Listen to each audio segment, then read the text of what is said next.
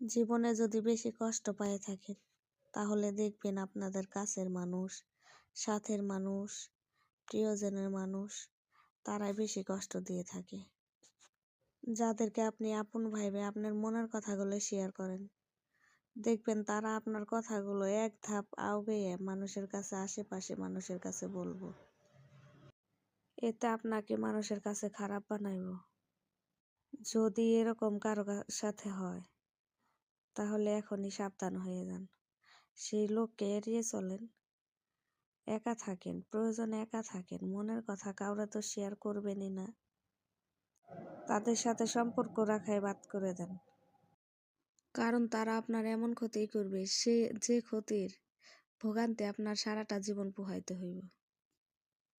আমাদের সমাজে এমন অনেক মানুষ আছে যাদের বিষ সাপের বিষের থেকেও ভয়ঙ্কর, যারা একটা মানুষের জীবনকে তছনছ করে দিতে পারে।